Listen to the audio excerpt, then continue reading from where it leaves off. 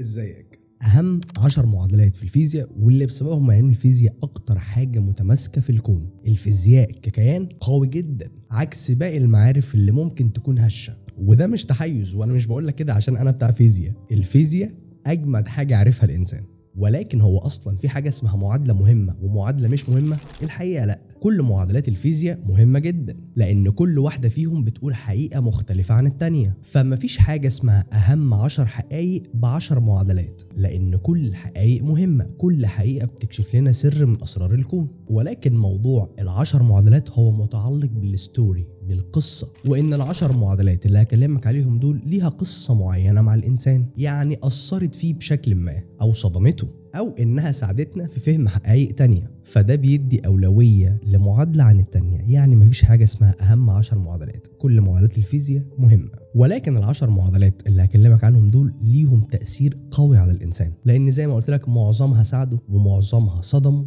ومعظمه وقعوا في مشاكل وجودية. وبالنسبة للمشاكل الوجودية فالفيزياء من أكتر الحاجات اللي ممكن توقعك في مشاكل وجودية. سنة 570 قبل الميلاد وفي اليونان وفي داخل جمعية دينية. بص، هي ما كانتش جمعية دينية بالشكل اللي احنا نعرفه، يعني المقصود بالدينية مش انها بتدعي للإله الواحد الأحد الذي لا شيء سواه في كل هذا الكون، بل كانت مدرسة بتؤمن ان الرياضيات هي جوهر الكون، وان كل حاجة في الكون مجرد رياضيات، حتى الأخلاق والموسيقى عبارة عن رياضيات. والمدرسة دي اللي أسسها فيثاغورس. وطبعا انت فهمت ان أول معادلة هكلمك عليها هي معادلة فيثاغورس، اللي كان كل الناس المنتمين للمدرسة دي ملتزمين بالقواعد اللي حطها، وتعتبر قواعد صارمة: أكل نباتي، ويقعدوا في صمت وتأمل، واحترام الأعداد والأرقام كشيء مقدس. وكان الهدف من كل ده هو فهم الكون عن طريق الرياضيات، الماثماتكس، الأرقام، الكون، اللغز، التشفير، الأكواد اللي صنعت كل ده.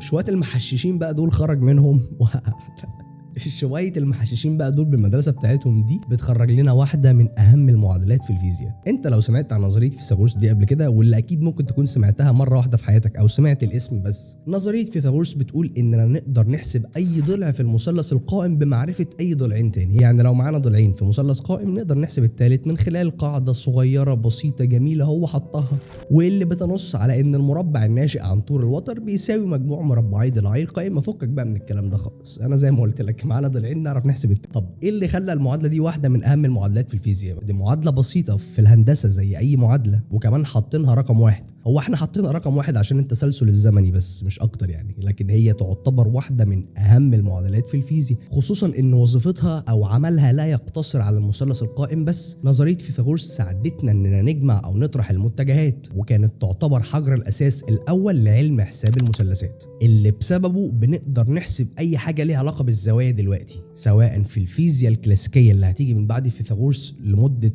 شويه حلوين، وصولا للفيزياء الحديثه اللي لنا فيها لحد النهارده. فالنظريه مهمه، والراجل ده عمل لنا حاجه فعلا محترمه. جود جوب فيثاغورس، جود جوب، برافو عليك. من بعد بقى فيثاغورس لحد سنة 1687 نيوتن بينشر واحد من أهم الكتب في تاريخ البشرية، The Mathematical Principles of the Natural Philosophy، أو المبادئ الرياضية للفلسفة الطبيعية، أو الفلسفة الطبيعية للمبادئ الرياضية.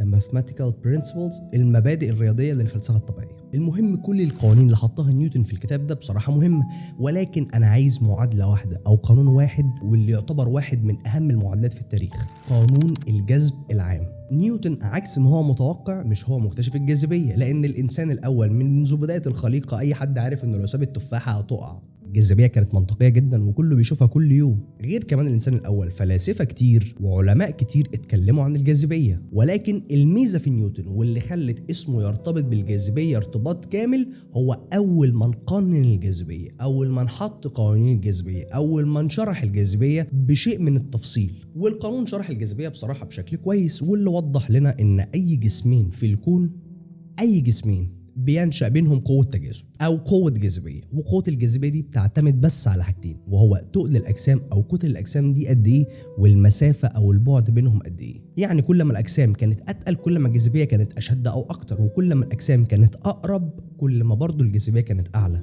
وسواء الكتل قلت أو المسافة بعدت فقوة الجاذبية دي هتقل. يعني لو عايزين نحسب قوة الجاذبية بين الشمس والأرض محتاجين نعرف كتلة الأرض قد إيه وكتلة الشمس قد إيه والبعد أو المسافة بين الأرض والشمس قد إيه. بناخد الداتا دي نحطها في المعادلة يطلع لنا قوة الجاذبية بين الشمس والأرض بالظبط قد إيه. وكمان اللي مخلي المعادلة واحدة من أهم المعادلات في الفيزياء مش بس إنها فهمتنا الجاذبية، بل كمان إنها تحتوي على واحد من أهم الثوابت الرياضية، ثابت الجذب العام، واللي يعتبر واحد من اهم 3 ثوابت في التاريخ، والاتنين التانيين هكلمك عنهم كمان شويه. ونروح بقى لسنه 1872. العالم بولتزمان طبق قوانين الحراره والطاقه على الانظمه او الاجسام الكبيره على البارتيكلز او الجسيمات الصغيره. وظف الرياضيات والاحصاء لفهم سلوك الجسيمات الصغيره، والهدف هو زي ما قلت لك اننا نطبق القوانين والمفاهيم الاساسيه المرتبطه بالاجسام الكبيره زي الحراره والطاقه والانتروبي على الاجسام او الجسيمات الصغيره. وعمل لنا المعادله اللي بتشرح الانتروبي، والانتروبي معناها العشوائيه او الفوضى. ومعادله بولتزمان بتقول ان العشوائيه او الفوضى او الانتروبي رايح في اتجاه واحد، وهو اتجاه الزياده. الزياده في الانتروبي معناها زياده في العشوائيه او زياده في الفوضى، او بمعنى فيزيائي عميق اكتر الزمن دايما ماشي في اتجاه واحد وهو اتجاه المستقبل. وده اللي بنسميه سهم الزمن او سهم الزمان. الزمن دايما رايح للمستقبل، ولا يمكن للانتروبي ان تقل، لان الانتروبي بتزيد زي ما بولتزمان قال.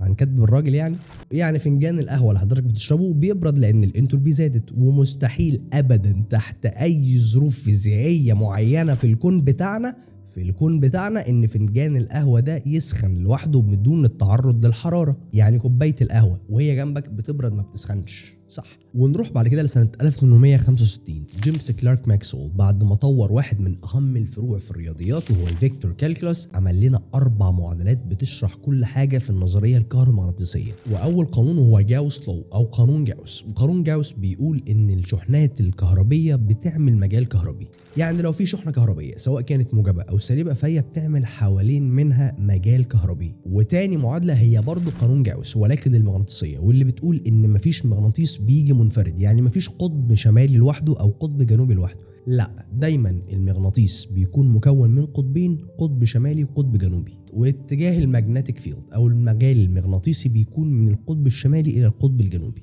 ثالث معادلة وهي قانون فارادايز لو، واللي بتقول ان المجال المغناطيسي المتغير بينشئ تيار كهربي، وده اللي اسمه الالكترومagnetic اندكشن او الحث الكهرومغناطيسي. ودي فكرة عمل المولدات الكهربائية الحديثة والمحولات الكهربائية بدأها فاراداي وقننها ماكسويل في ال4 معادلات بتوعه. رابع معادلة وهو قانون امبير او امبيرز لو، واللي بتقول ان المجال الكهربي بينشئ مجال مغناطيسي. والحقيقة نظرية ماكسويل دي مهمة جدا، لان نتيجة لل4 معادلات دول ماكسويل عرف ان الضوء عبارة عن الكترومagnetic ويف او موجة كهرومغناطيسية زيه زي باقي الموجات الكهرومغناطيسية، زي الراديو ويف والانفراريد والالترا فايلت واشعة اكس. كل دي نفس الحاجة، كل دي عبارة عن موجات كهرومغناطيسية، او كل دي أضواء يمكن أن ترى، ينفع تشوفها، ولكن عين البشر مصممة علشان تشوف 7 ألوان بس اللي هم الرينبو أو ألوان الطيف، من الضوء الأحمر للضوء البنفسجي. وقدر ماكسويل يحسب السرعة اللي الموجات دي بتنتشر بيها، وكلهم بيتحركوا بسرعة الضوء. ومن بعد ماكسويل لحد نهاية القرن ال19 ظهرت مشكلة اسمها الكارثة فوق البنفسجية. والمشكلة دي هي عبارة عن حسابات غير منطقية لجسم المفروض يطلع طاقة. والمشكلة تكمن إن كمية الطاقة اللي المفروض الجسم ده يطلعها هي انفينيتي، يطلع طاقة لا نهائية. وده طبعا مش منطقي، مفيش حاجة اسمها طاقة لا نهائية. لحد ما بيجي ماكس بلانك بالحل أو بالافتراض سنة 1900 وقال إن الطاقة ما بتطلعش مرة واحدة، دي بتجزأ أو بتقسم على هيئة وحدات صغيرة من الطاقة تسمى كم أو كوانتا. يعني الطاقة لا تشع بشكل مستمر، إنما تجزأ أو تقسم على هيئة وحدات صغيرة. والحتة الصغيرة دي اللي اسمها كم أو كوانتا طاقتها بتعتمد بس على ترددها مضروبة في رقم ثابت، والثابت ده اسمه ثابت بلانك، وده تاني أهم ثابت من 3 ثوابت في الفيزياء. والمعادلة دي تعتبر واحدة من أهم المعادلات، ده لأنها تحتوي على تاني أهم ثابت في الفيزياء. والاهم من كده ان المعادله دي هي اللي بنت او بدات ميكانيكا الكم. طبعا الموضوع فيه تفاصيل اكتر من كده بكتير، ممكن نبقى نشوفه في فيديوهات قديمه كنا عملناها قبل كده. بعد فرض او اقتراح بلانك ب5 سنين سنه 1905 بينشر ألبرت أينشتاين 4 ورقات بحثيه. طبعا كل ابحاث أينشتاين كانت مهمه او اللي سرقها يعني، وبرضه اتكلمنا عن الموضوع ده قبل كده. المهم ان الاربع ورقات دول كانوا بيحتوي في داخلهم على واحده من اهم المعادلات في الفيزياء،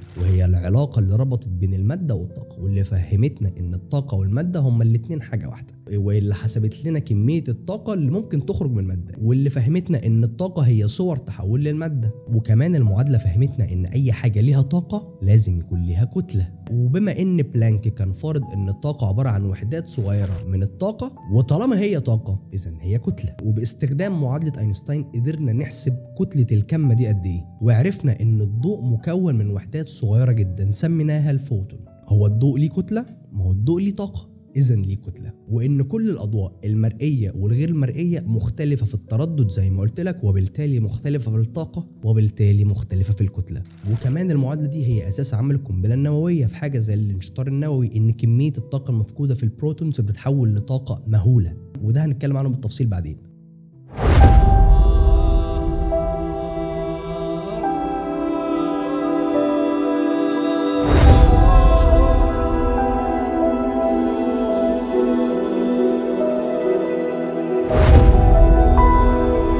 واحدة من أمتع وأهم وأغرب التجارب في الفيزياء اسمها الدبل سليت اكسبيرمنت أو تجربة الشق المزدوج. التجربة دي فهمتنا أو وضحت لنا إن سلوك أي جسيمات ممكن يتصرف كموجة مرة وكجسيم مرة، يعني بمزاجه مش بمزاجه، على حسب أنت بتشوف ولا لأ، بتراقب ولا لأ، بتقيس ولا لأ. لما ما بنراقبش أو ما بنقيسش وعينينا مش شايفة حاجة، الضوء أو الجسيمات كلها بصفة عامة بتتصرف كموجات. موجات يعني موجودة في كل الأماكن وكل الاحتمالات في نفس الوقت، يعني الجسيمات موجودة في كل حالة ممكن تكون موجودة فيها. فطالما الجسيم تصرفه تصرف موجي، إذن هو موجود في جميع الاحتمالات الممكنة التي يمكن أن يكون عليها. اللي بيوصف بقى الكلام ده حاجة اسمها الدالة الموجية أو الويف فانكشن اللي عملها إيروين شرودنجر، اللي بتوصف الجسيمات في الحالة الموجية بتاعتها، واللي بتكون تحديدا في حالة اسمها السوبر بوزيشن. أول بقى ما نيجي نبص على الجسيم أو نقيس أو نراقب، بتنهار الدالة الموجية ويبدأ التصرف الجسيمي للجسيم يبان أو بيظهر لنا كجسيم.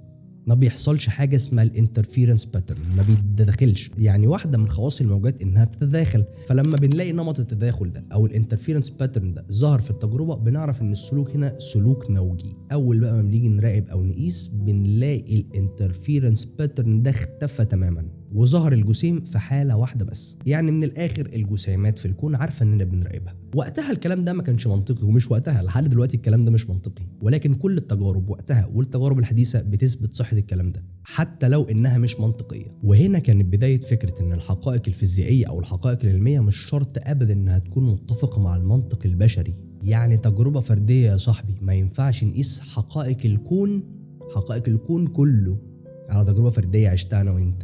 فمش معنى انه مش منطقي انه مش حقيقي، هو حقيقي. انا وانت بقى نتكلم في المنطق ده بعدين، بس هو حقيقي، ده علم قائم. وبيجي مع شرودنجر واحد تاني من ابطال القصه اسمه فيرنر هايزنبرج قال فعلا في سلوك مختلف او طبيعه مزدوجه للجسيمات، واللي سميناها الويف بارتيكل دواليتي، الطبيعه المزدوجه للجسيم. ممكن بقى نتعامل مع كل طبيعه لوحدها، ممكن نتعامل مع الكيان ده انه جسيم ونقدر نحسب موقعه فين، يا اما نتعامل معاه كموجه وبالتالي نقدر نحسب سرعته كام. يعني من الاخر ما ينفعش نتعامل معاه ان هو الاثنين في نفس الوقت، يا اما نتعامل معاه انه جسيم فنحسب مكانه، يا اما نتعامل معاه كموجه فنحسب سرعته. وكل ما تزيد الدقه في معرفه مكان الجسيم تقل المعرفه بسرعته.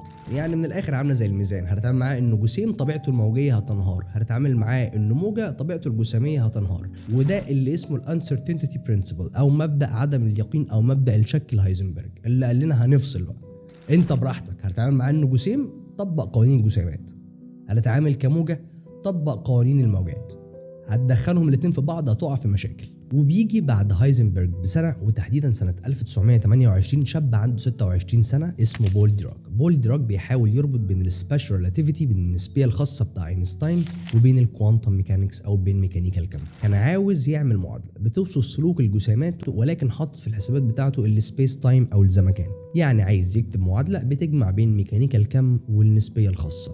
وكان الحل بتاع ديراك صادم، لأنه من حلول المعادلة بتاعته اتنبأ بوجود الطاقة السالبة، وده فتح عيون العلماء على حاجة في الكون اسمها المادة المضادة، ان الكل بارتيكل انتي بارتيكل، ان الكل جسيم تاني مضاد ليه. ولكن بول ديراك قابل مشاكل كتير من المجتمع العلمي، لانهم وقعتهم في مشاكل فلسفية كتير، دخلتهم في استنتاجات زي الاكوان المتعددة ويعني ايه طاقة مظلمة. واللي حصل مع ديراك هو نفس اللي حصل مع بلانك من 30 سنة لما ادى اقتراح الكوانتا. ولكن تم اكتشاف البوزيترون فعليا سنة 1932 وجابوا بول ديراك وادوله جائزة نوبل.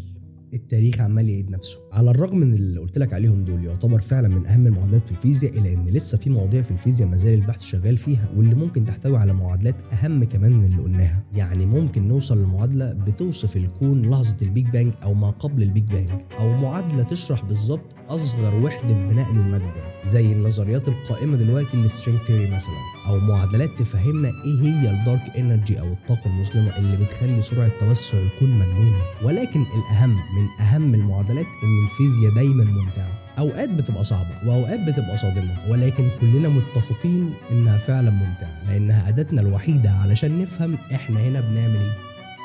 وبس كده، اشوفك على خير، سلام.